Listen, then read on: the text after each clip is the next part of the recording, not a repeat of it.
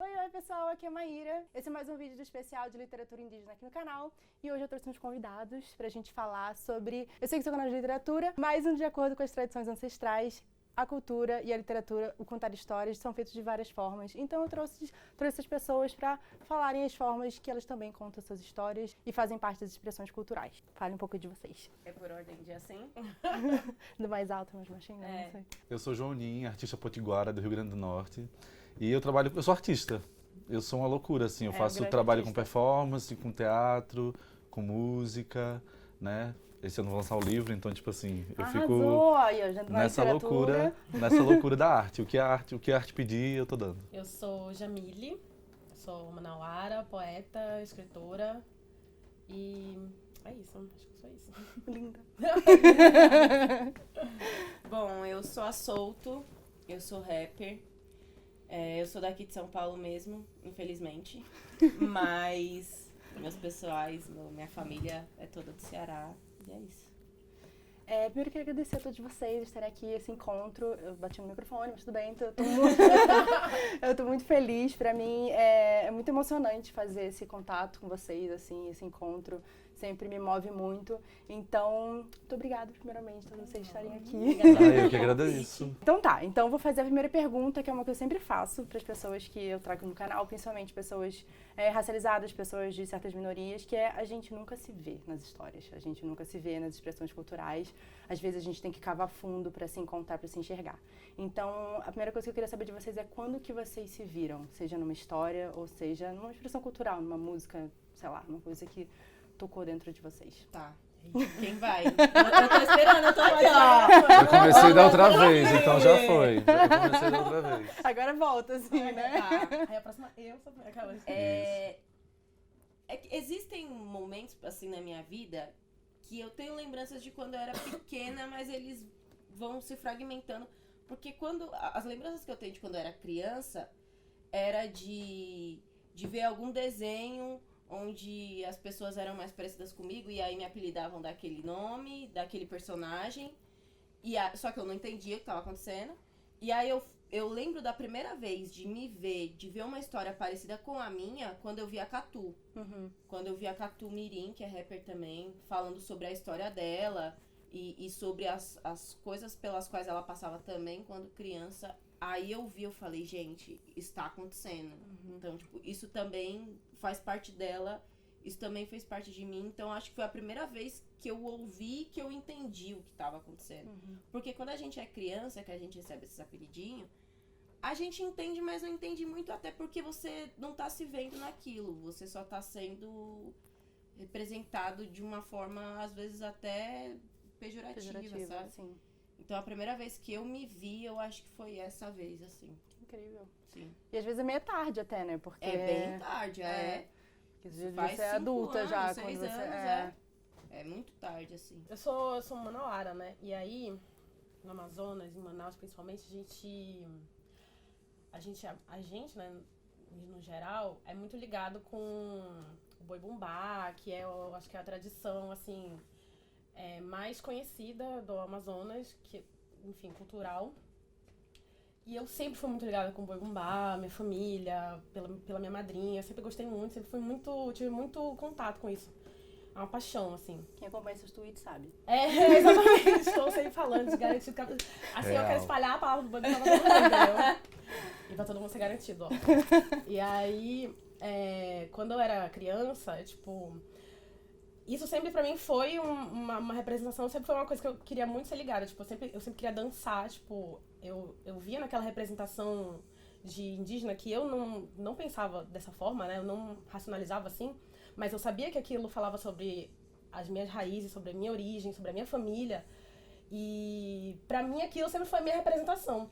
E aí depois, na verdade, eu entendi que aquilo não era um padrão, digamos assim, que existia um outro sujeito, que esse outro sujeito que existia achava que essa expressão cultural do norte e o ser indígena era ruim. E que, então, isso foi uma coisa que eu aprendi, assim, sei lá, na minha pré-adolescência, mas até então, assim, eu já me via em algum lugar, eu já era alguma coisa. Só que aí depois eu entendi que existiam vários significados, né? Sobre esse ser, enfim.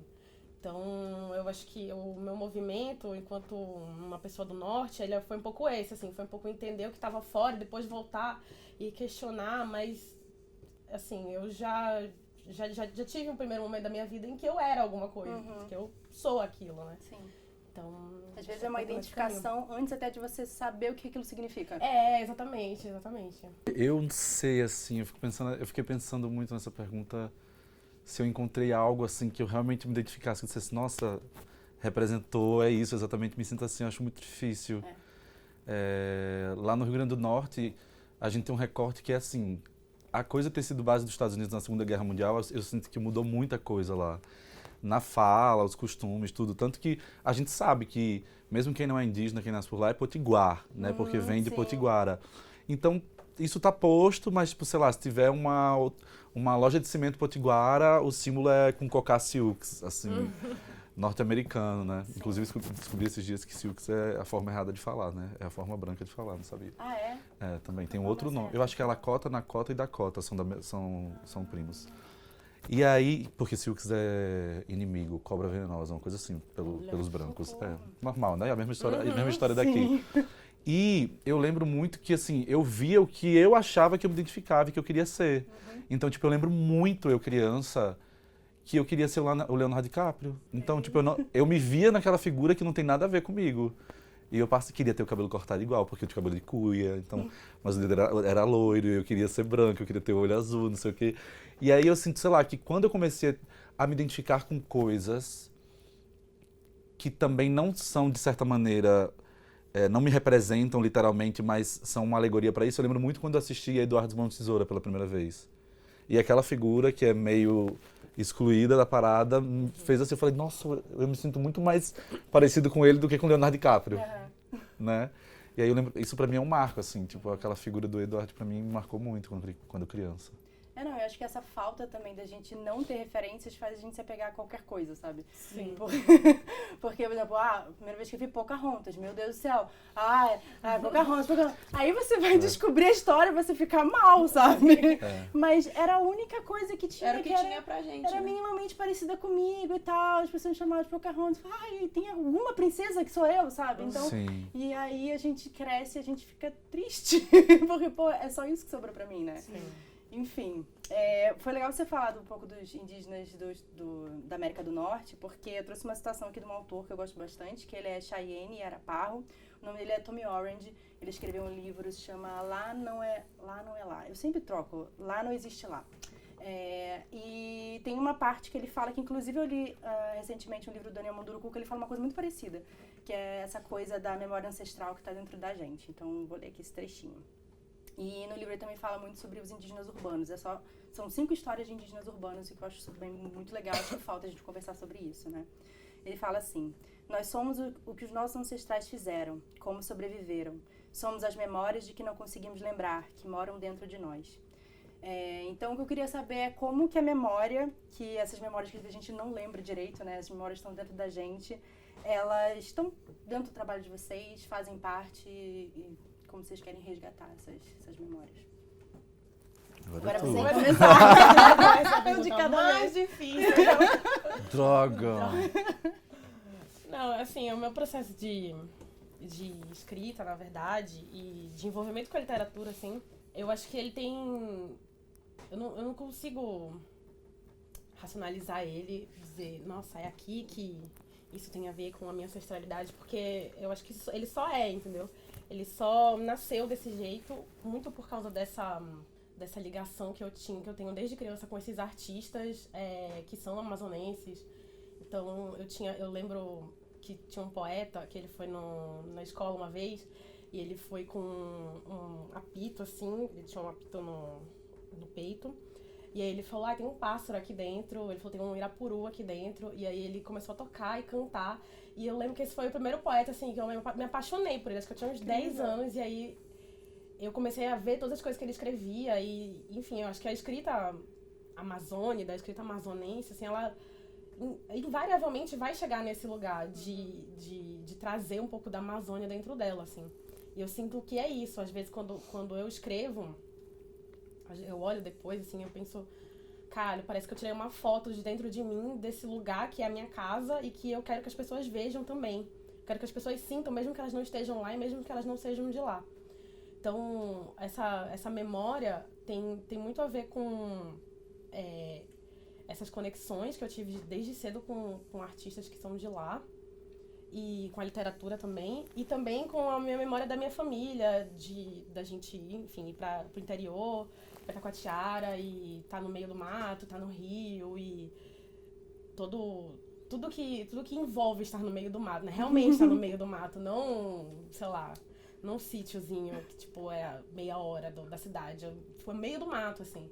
Então, e isso, junto com a minha família, pra mim é uma memória, assim, que me leva a muitos lugares. Então, eu não sei, assim, dizer em que momento que isso acontece, como que isso acontece, assim. Isso simplesmente sai, assim. É o jeito que eu sinto, é o jeito que eu sou. E é o que eu espero fazer com a minha escrita, assim, de levar as pessoas um pouco pra esse lugar, pra esse lugar da Amazônia. Mas é interessante você falar isso porque eu estava relendo as suas poesias, eu sinto muito... É interessante você falar que é como se fosse trazer as pessoas para sua casa, porque eu tenho uma sensação de acolhimento nas suas poesias. Então, tipo, a sua casa é muito acolhedora, sabe? Eu sinto isso. Sim, Sim. Obrigada. Lindo, né? Vai, quem é o próximo? Vai Solta. tu. Quero pergunta. Nossa, eu acho que essa questão indígena de memória, ela começa a ficar mais forte depois das minhas migrações, né? Eu morei 4 anos em Curitiba quando era criança e agora eu moro há 6 anos aqui em São Paulo. Então a sensação que eu tenho é que quando a gente migra, parece que a gente inflama quem a gente é. Sim. Né? Esse contraste, porque assim, lá eu não era nordestino. Todo mundo era nordestino, então tipo, eu não sabia que eu tinha sotaque. Como as pessoas acham aqui que tem sotaque em neutron, né? Neutron, não tem um sotaque, meu sotaque é neutron. Né? Então, tipo, tem essa coisa do parâmetro, né? E aí, quando eu começo a conscientizar que, na verdade, meu trabalho todo tem a ver com memória, seja as camadas que forem, eu fico vendo assim, caraca, os trabalhos que eu já fazia, tudo isso já estava lá dentro, só que eu não tinha consciência. E agora eu começo a conscientizar, e aí talvez eu acho que isso começa a tornar o fazer artístico meio perigoso, porque as pessoas começam a ficar assim, vai causando um tilt na cabeça das pessoas, né? Mas o meu trabalho sempre foi isso. Meu trabalho com teatro, eu trabalho muito com biografados, e aí os trabalhos geralmente têm as pessoas em cena. Então não tem, além de ter as pessoas às vezes representando essa pessoa, tem a pessoa em cena, geralmente não ator nem atriz, né? E aí eu lembro dos meus trabalhos com música sempre tem uma questão autobiográfica. Então o meu trabalho com memória, ele assim, eu sinto que não seria possível se não fosse isso, né? Eu fico tentando buscar uma perspectiva de não ter um abismo entre os tempos, entre passado, presente e futuro, né? Eu não sei de quem é o conceito, mas eu gosto muito dessa perspectiva de ser um bom ancestral. Sim. Nós já somos ancestrais de alguém, né? Mesmo que não saia de mim, nunca vai sair de mim, né? Enquanto não tiver cirurgia assim pra botar útero em mim, né? Então, mas serão meus descendentes de alguma maneira, né? As pessoas que vão ter acesso à arte que eu tô fazendo agora, que provavelmente vai ficar infinita, né? A gente perdeu tanto de outros parentes, mas agora vai ficar infinita. Então eu sinto que a gente já está sendo um bom ancestral, né? A gente está lidando com a memória de uma outra forma também, né? Se apropriando dessas ferramentas agora que sempre um lado teve como suporte e agora a gente está usando para deformar, para utilizar para as nossas narrativas, né? Então acho que é isso, né? Eu sempre penso na memória muito desse jeito que o João falou. De estar sempre muito presente e falar sobre isso, mas sem saber que tá falando sobre isso. Eu passei a minha infância inteira morando em Itaquaquecetuba, né? Itaquaquecetuba é bem pro lado leste, assim, de São Paulo. Já é um outro município, inclusive. E aí, toda a minha infância eu passei lá. E quando eu vim pra capital de São Paulo, que é totalmente diferente de lá... Então você percebe que você é diferente, porque lá eu conhecia todo mundo me conhecia e tava tudo bem. E quando você vem pra cá, pra esse fervilhão que é a capital de São Paulo, tudo parece que acabou. Tipo, quem que sou eu nesse lugar e por que eu sou tão diferente nesse lugar, sabe?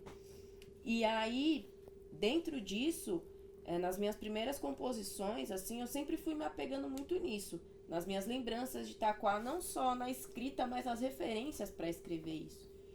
E aí esse resgate que veio acontecendo, dentro do que eu faço, pra mim sempre foi muito esquisito não falar de coisas pelas quais eu tô passando ou que eu tô vivendo. Não faz sentido dentro da minha cabeça, sabe?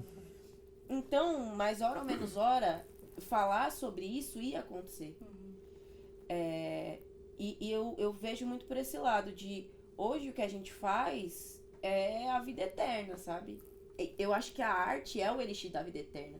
Porque quando eu for embora, quando o João for embora, quando ela for embora, vai ficar aqui. Vai ficar a peça, vai ficar o poema, vai ficar o rap, sabe? E uma dessas coisas que eu trouxe pro meu disco, assim, que eu pensei muito nisso, foi a presença do meu pai. O meu pai, pra sempre, ele vai estar vivo. Sempre. Toda vez que alguém colocar o play lá na poesia que ele tá recitando, ele tá vivo. Ai, é lindo isso. Então eu acho que é muito isso. Eu acho que a gente... Eu pelo menos tenho trazido essa memória pra dentro da minha música dessa forma, de entender que essa memória, tanto essa que eu tenho buscado, quanto o quanto eu busquei e o quanto ela foi pra fora, ela vai caminhar de um jeito que nunca mais ela vai ser esquecida, sabe? Então eu acho que a arte é isso, é o elixir da vida eterna que a gente tomou e nunca mais vai ser esquecida. Assim. Não, eu fico pensando assim, cara, como eles falharam, né? Porque assim, por mais que tenham tirado tanta coisa da gente, é como se tudo já estivesse dentro da gente. Sim. Né? Então tá tudo aqui, a gente só tá entendendo. Sim. Só tá essa entendendo. coisa que tá lá, a gente não necessariamente lembra, mas a gente sabe, né? A gente conecta, porque essa coisa de você não sabe exatamente por que aquilo te chama, mas dentro de você sabe? É isso, você de 3074, você já tá aqui. Você já tá aqui. É real.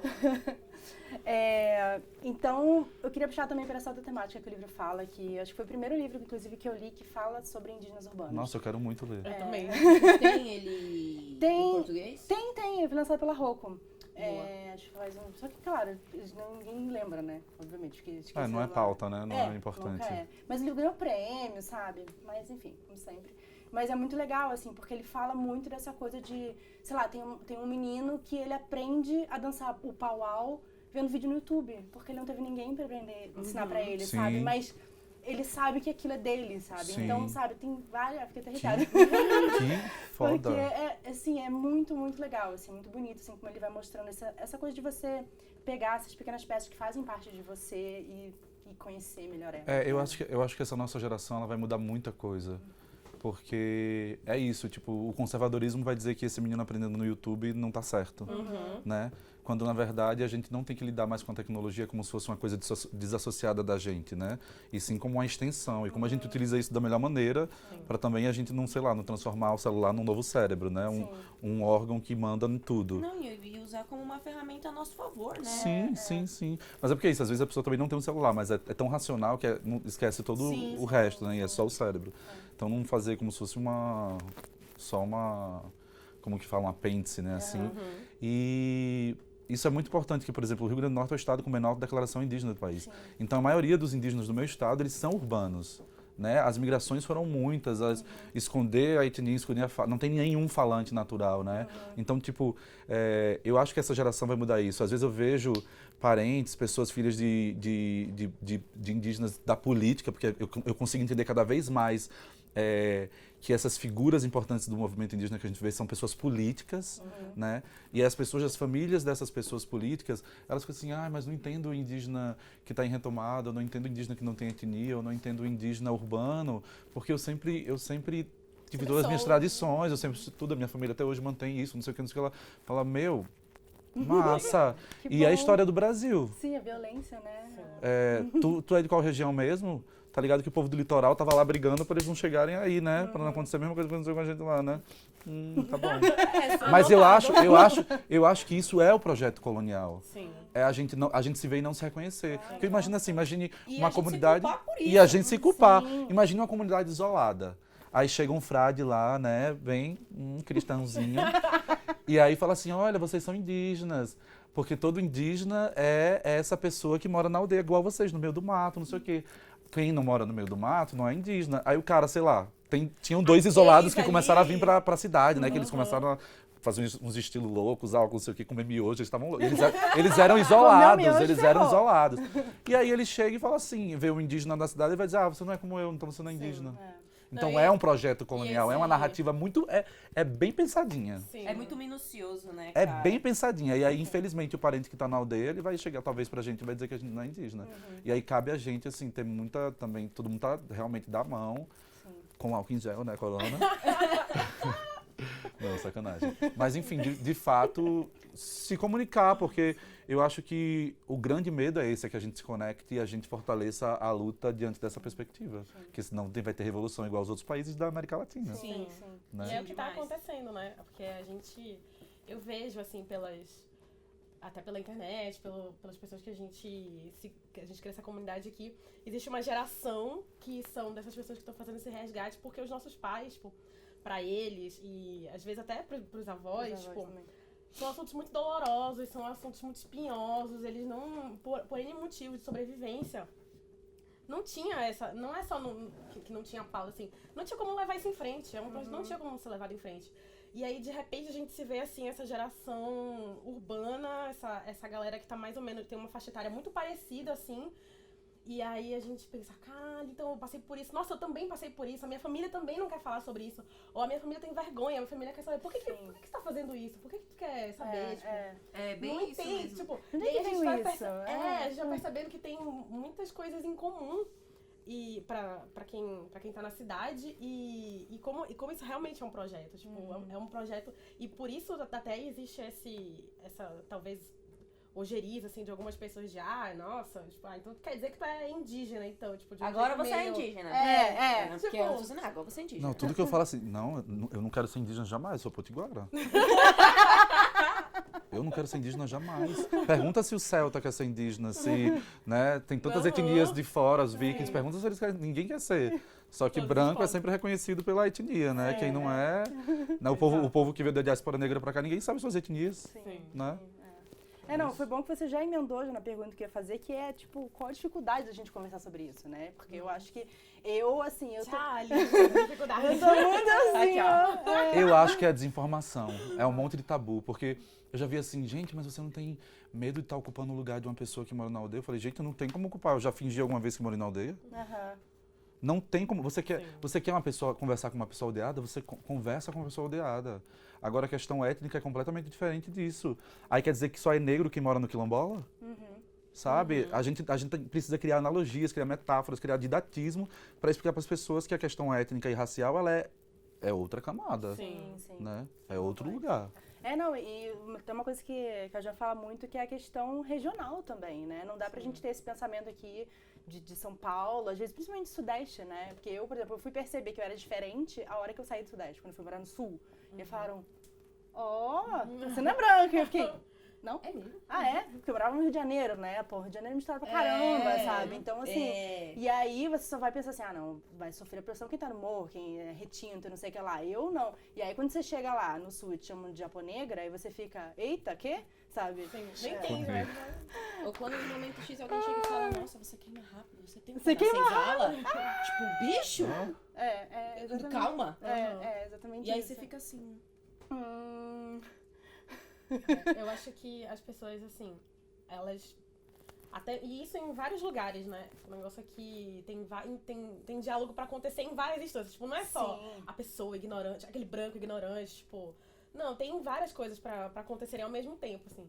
E aí eu acho que a maior dificuldade é a gente perceber que existem muitas camadas, existem muitos contextos em que as coisas acontecem. E aí, pra mim, parece meio batido até dizer isso, né? Mas, tipo, quando a gente fala de interseccionalidade, é isso, porque a experiência de uma pessoa que é, sei lá, que é urbana no Rio de Janeiro é diferente da pessoa que tem lá a aldeia Maracanã, né? Tipo, Resistindo, por exemplo, é diferente de uma pessoa em resgate em Manaus, tipo, em resgate em Rondônia, em resgate enfim, o Brasil nos é muito... interiores, né? As pessoas esquecem. Eu acho que tem muito isso, assim, até quando a gente fala sobre a gente debate esse assunto do pardo, por exemplo, pra mim isso, desde que eu cheguei em São Paulo, que eu participava dessas discussões raciais, eu sempre pensava, meu Deus, os sudestinos falam a mesma coisa, de vocês não Tipo, vocês não têm ideia de como é a realidade, tipo, no Amazonas, que é, tipo,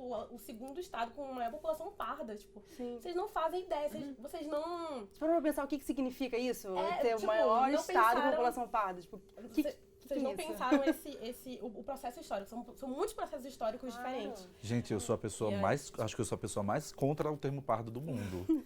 Porque o primeiro registro de pardo na história brasileira é a carta de Pero Vaz de Caminha para Dom Manuel, sei lá, cara 4. E ele fala, eles estavam lá todos nus, pelados, pardos, todos nus, pelados. Gente, como assim? Foi o cara que veio falar sobre alguma coisa, uma referência dele, acho que pardo era a roupa dos franciscanos. Tipo, pardo não é nada, não fala sobre É uma nada. coisa aleatória, ele não tinha uma palavra pra usar, ele colocou essa palavra. Não, ele tem uma paleta. Um povo salmão, sei lá, ele deu uma referência de tonalidade que não dizia nada sobre a gente, Tecido, assim. né? De papel de pão, de padaria, sei lá. Mas é difícil a gente conversar sobre isso, assim, porque assim, então tá, e todo mundo que é bronzeadinho, então é indígena. Tipo, tem tantas Tem muitas camadas, nuances, né, e de vivência mesmo, tipo, você tem, sei lá, um tataravô, nananã, mas você nunca se conectou com isso, você não tem nada que te identifique com isso. Por que você quer se dizer isso também, sabe? Eu acho que eu entendo um certo receio das pessoas que falam assim, agora é minha porteira, é todo mundo. Mas também, quem que é o dono da porteira? Quem vai dizer quem é, quem não é? Que porteira! Exatamente! Quem botou a porteira? Esse é o coisa, sabe? Que é o mais Mas dolorido. às é o vezes. paradoxo que vai ter em tudo. Vai ter em tudo. Aí por isso a gente vai deixar de avançar. Sim. Porque, por exemplo, quando a gente entra nessa questão da fantasia de índio, sei lá, esse caso que teve pesado com a Alessandra Negrini, que foi a maior confusão internamente no movimento indígena, eu fico me perguntando assim, famosos sempre existiram no movimento indígena. Sempre, desde Sting com o Raoni. E o que essas pessoas ajudaram nas pautas indígenas, na modificação do entendimento popular isso. Nós temos duas coisas que são básicas, que não existe democracia sem a demarcação de terras. Era a primeira coisa a ser feita. Eu cheguei num país que não era da gente, a gente precisa dizer o que a gente, sei lá, não tinha nem que ficar, já tá tudo errado. Mas fiquei, essa aqui é o território que é deles e aqui a gente fez um acordo para ficar. Não foi feito isso, então não existe democracia. Não existe pós-colonial. Né? A gente está numa outra camada de colonialidade. Então não existe isso. Esse é o primeiro ponto. A gente não consegue avançar isso coletivamente. Né? Não dá para fingir que temos democracia, nós não temos. E a outra é a identidade indígena contemporânea. Os indígenas, nós existimos ainda, né? De várias maneiras, com mestiçagens diferentes, com etnias diferentes, culturas diferentes. Mas é muito bonito falar que são mais de 270 línguas e 300 povos, mas todo mundo quer que todo mundo pareça Guajajara, sei lá. Exatamente. Né? Sim. Exato. Eu acho que é uma dificuldade que eu acho que vale a pena a gente... Eu dizer isso, né, a gente? Eu dizer. Tipo, que muitas vezes indígenas urbanos, eu vejo isso em outras pessoas também, mas eu tenho dificuldade de falar das coisas porque justamente existe essa coisa do mas você não acha que você tá tomando lugar, ocupando o lugar de alguém? Tipo, não estou, mas tem existe uma obrigação um pouco assim de que talvez a minha dor não seja tão grande quanto a dor de uma pessoa que tá na aldeia, que tá, tipo, sofrendo ameaça de pistoleiro, enfim, que pode ser morta a qualquer momento, e eu que moro na cidade, mas que tenho outras angústias, e às vezes acho que essas angústias, que falar sobre essas angústias não são válidas. Então, a minha dificuldade, principalmente, é essa, assim, é uma coisa que eu tento também trazer com a poesia, porque se eu não falar sobre isso, eu vou adoecer, tipo, e aí eu vou estar, tipo, indo de encontro com o projeto colonial, entendeu? Eu vou morrer, e é isso que o projeto quer, então... eu tenho que falar sobre isso. É difícil e às vezes vai ter gente que não vai se identificar com essa dor. E tudo bem não se identificar com essa dor. Porque as pessoas têm dores diferentes. Eu senti muito isso fazendo o disco no processo do ritual, assim. Eu preciso falar disso, senão eu vou adoecer, cara. A gente já tá doente. A boa da verdade é que já está acontecendo, né? Só que talvez falar sobre isso amenize isso um pouco. Até pra você encontrar pessoas que estejam nesse mesmo processo pra te ajudar e a gente se ajudar a curar aquilo. Porque é muito difícil passar por isso sozinho. Não, é muito difícil. Pelo menos pra mim, assim, eu não consigo, cara. Eu não consigo passar por isso sozinha, porque eu já tentei e não deu certo. Então, eu acho que esse processo de escrever, de tentar fazer com que cheguem cada vez mais pessoas que sintam isso, eu acho que é a grande meta, assim, pra que a gente possa se curar junto. Porque se não for junto, cara, Não É. vai. a gente vai... É isso, a gente morre um em cada canto e... É como se você criasse um imã, né? Você que faz uma obra para fazer um magnetismo e encontrar pessoas assim, é tipo porque... colocar na garrafinha de vidro e deixar Isso. levar pra encontrar Porque, a por pessoa. exemplo, eu me sinto muito feliz de encontrar pessoas como vocês aqui nessa cidade. Eu me sinto Ai, menos sim. só, Sim, né? com Sim, certeza. com E eu certeza. entendo completamente isso, porque ano passado eu também lancei um disco chamado Ruínas, né? E que fala sobre isso, né?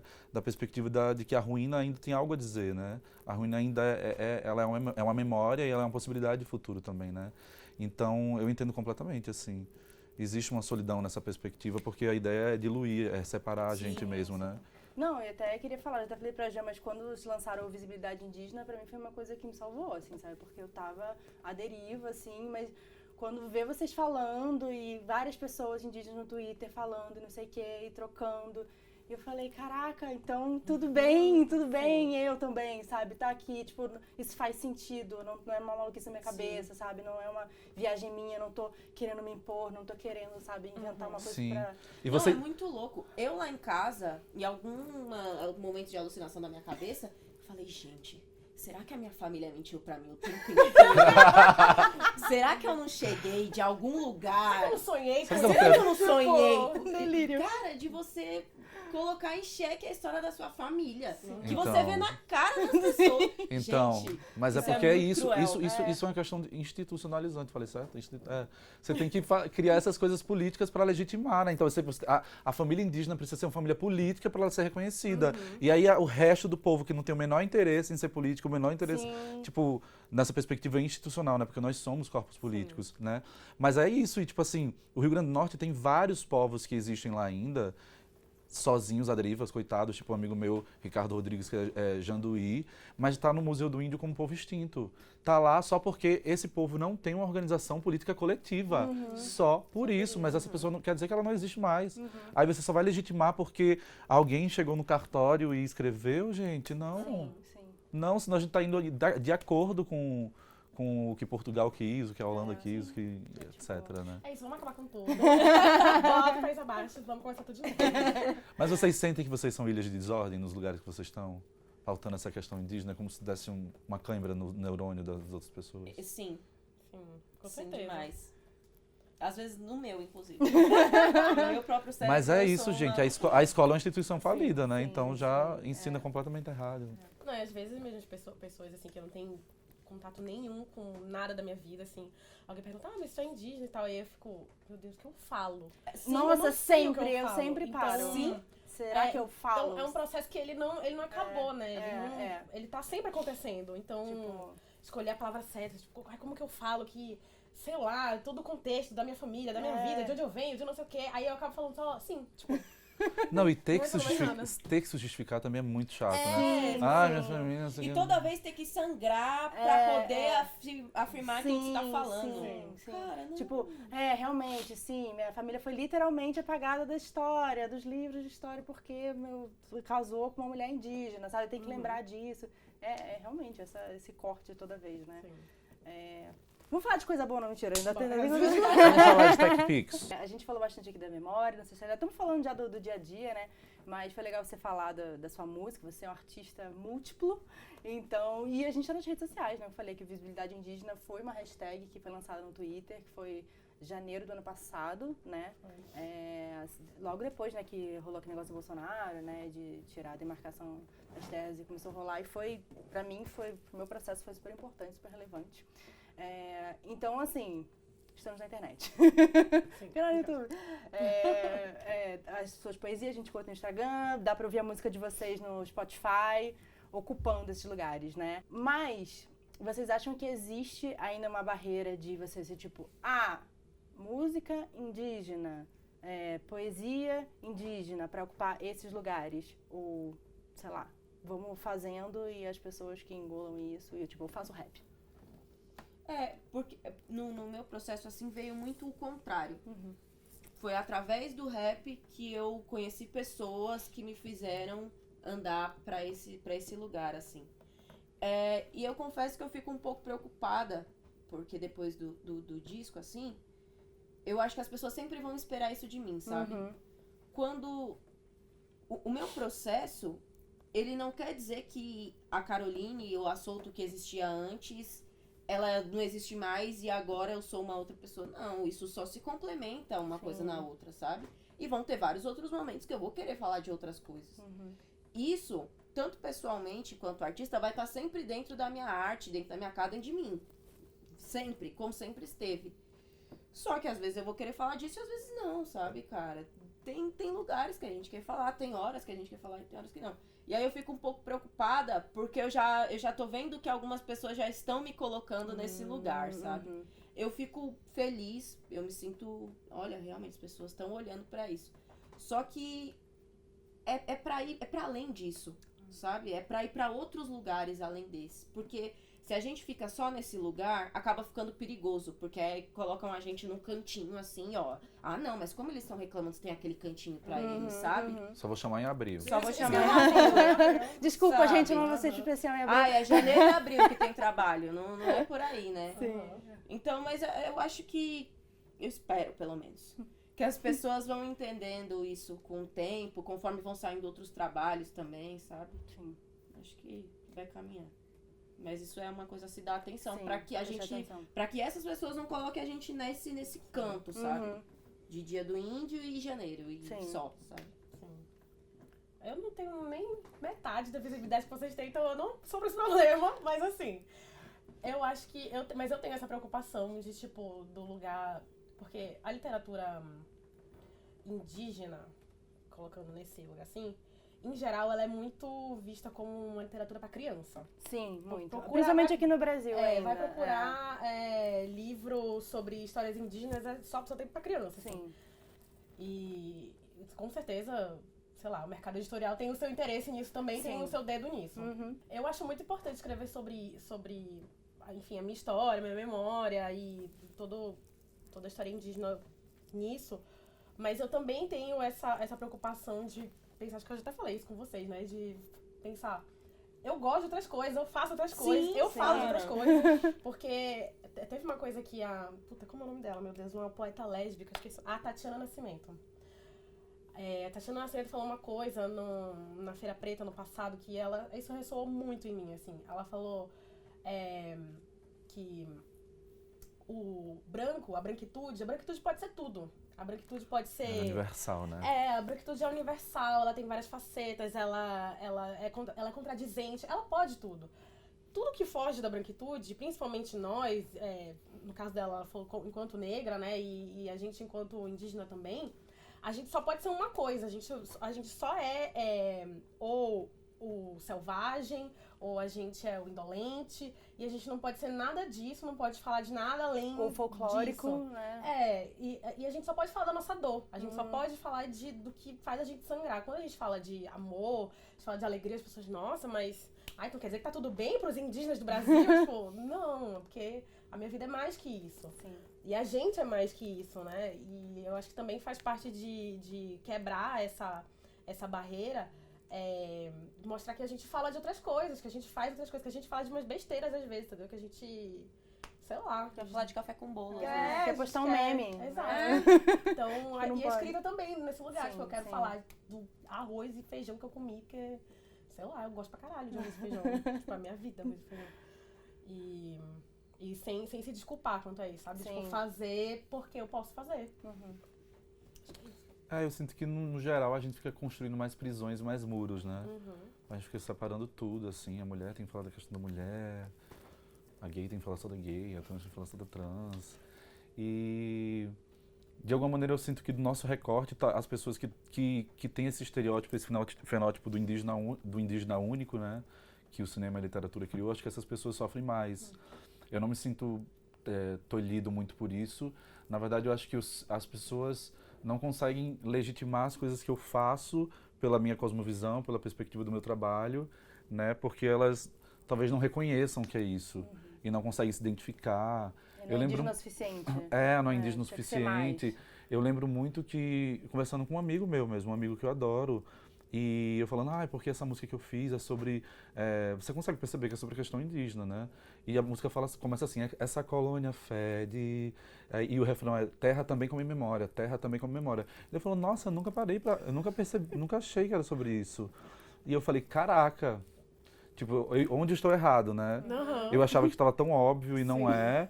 Ou eu tenho que fazer Xuxa, alguma coisa, pra isso entrar no imaginário dessa pessoa, né? Só que a minha perspectiva como artista é sempre criar novas narrativas. Sim, é uma desconstrução também do que as pessoas pensam, né, do ser indígena, né? Tipo, é isso também. Exatamente, é isso também. E isso em todos os recortes, sobre ser bicha, sobre ser nordestino, todas as coisas foram invenções que colocaram, foram um caminho que apontaram pra gente, né? E a gente não precisa seguir isso, né?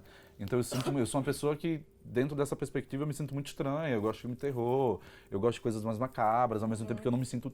E eu gosto de falar de melancolia e tristeza, mas eu não me sinto uma pessoa triste, né?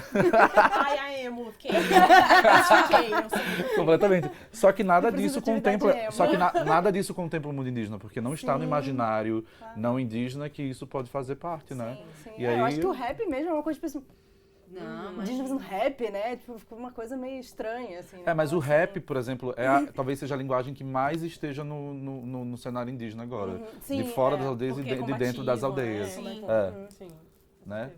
Então o rap ainda consegue dialogar assim, com essa camada mais na perspectiva periférica, né? Sim.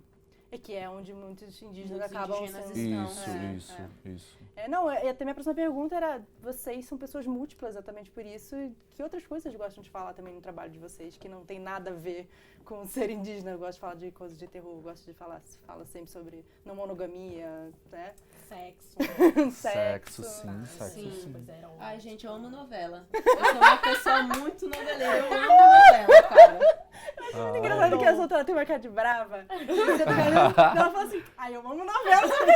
É o estereótipo do rap, entendeu? Que a gente acha que assistir uma pra... novela.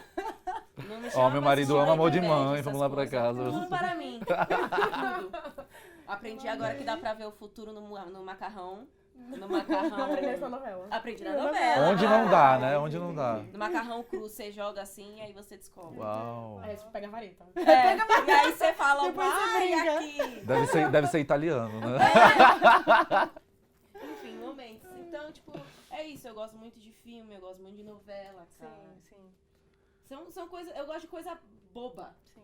Porque a minha cabeça, às vezes, ela tá tão desgraçada com determinadas coisas que às vezes eu só quero colocar qualquer coisa idiota pro Ser feliz um divertidamente, pouquinho. sabe? Distrair, cara. Sim. Não, igual eu falo pras minhas amigas, assim, eu falo, gente, eu gosto de assistir Gossip Girl. Eu gosto de assistir Elite. Eu gosto de ver, a gente fica fazendo merda, entendeu? Eu gosto de fazer isso. Gente, Eu fica gosto de fazendo merda é um assistir ótimo Beverly Hills, conceito.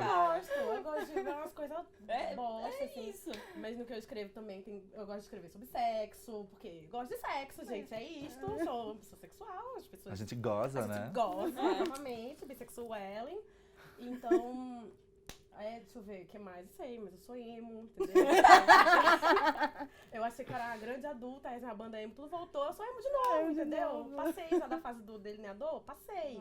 Uso cores? Uso, mas ainda sou essa pessoa. Acontece, gosto muito de filme de terror, gosto muito de filme com espírito, com padre, gente subindo pelas paredes, sangue, zumbi, amo, tudo pra mim.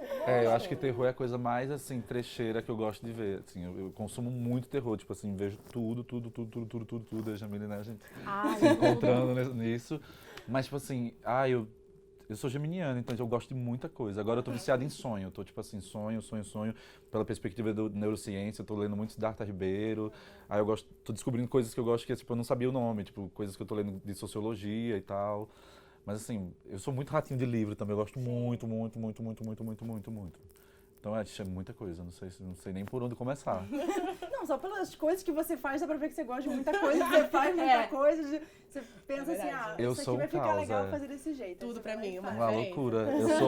Eu sou uma constelação muito louca, assim. Sim, maravilhoso, perfeito. Bom, gente, eu acho que ainda é bom. Muito obrigada. Ai, gente. Foi tão obrigada. bom. Foi Vamos super. marcar uns cafés fora Nossa, das câmeras, né, vigiando. Vai ver o Nossa, Big Brother, vai ver o Big Brother. Gente, vamos assistir Mulheres de Areia. Ai, ei, minha mãe é gêmea, eu achava que era ela na novela. Ela era a Ruth Raquel? É Jurema Jussara, e Ruth Raquel. Gente. É Jurema Jussara. Jurema Jussara. E eu era Tuinho da Lua.